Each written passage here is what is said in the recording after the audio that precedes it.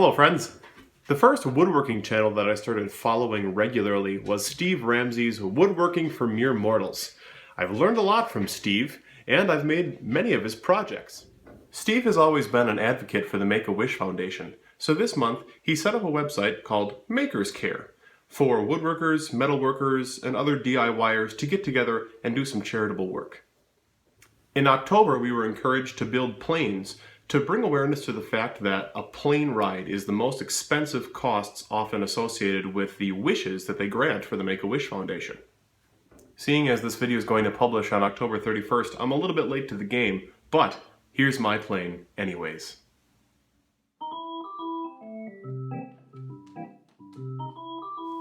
This is a great scrap wood project.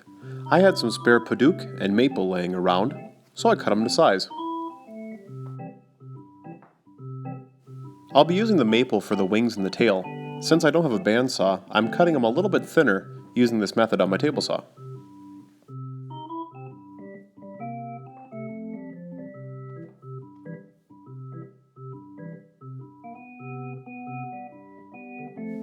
We'll turn the Lazy Susan to my little belt and disc sander and sand down the rough spots on those pieces of maple I just cut. Using Steve's free template that I downloaded from formeremortals.net, I cut out the shapes and I used some spray adhesive to attach them to my pieces.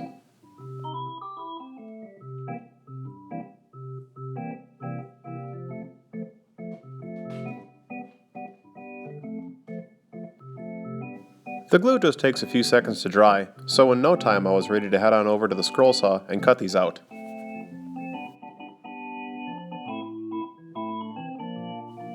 This 15-year-old scroll saw was the very first tool in my shop. I have a lot of affection for it. Knock on wood, but in all that time I have yet to nick my finger on the blade, and I probably get my hands a little bit closer than they're supposed to go. I think this time-lapse does a great job of capturing the detail work that you can do with the scroll saw. It's amazing what shots you can get with a little bit of duct tape and an iPhone.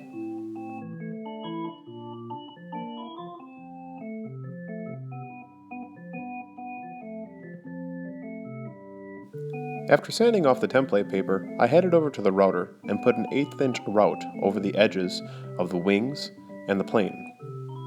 See? Look at that, nice and smooth.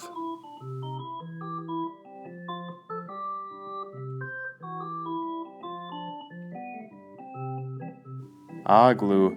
Yes, wood glue and I have a love-hate relationship that's developed over many years, and it's taken some time to find a glue that I really enjoy working with, but I'll save that for another video.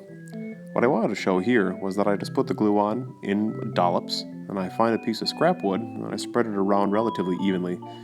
After that, I just find the piece that's going to be glued, I'll apply some pressure, and the pressure puts it exactly where I need the glue to be.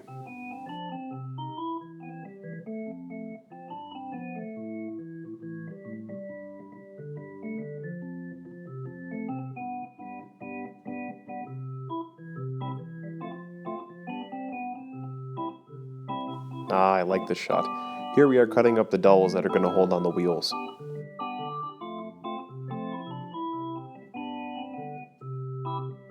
I drilled the hole for the screw that's going to hold on the propeller a little bit bigger than the diameter of the screw itself, so that it would spin freely. Also, I countersunk it so the head of the screw wouldn't stick out and hurt the child who this is going to be a gift for. Drill a hole, drive the screw, and adjust as needed.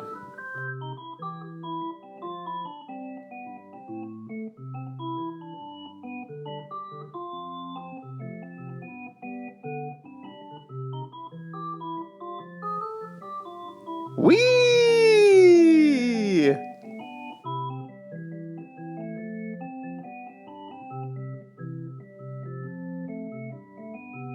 When attaching these wheels to the base, it's important that the glue doesn't touch the 5/8 inch thick dowels. I want the whole axle to spin freely.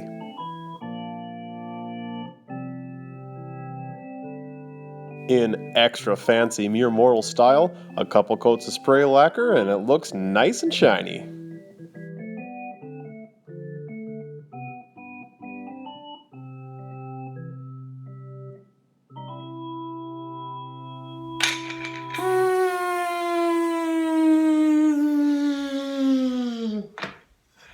I had so much fun making that. That's going to be a great Christmas gift for my godson. If you'd like to make your very own wooden plane, Steve has a couple of patterns for download for free over at formyourmortals.net, and I'm going to post a link to that below.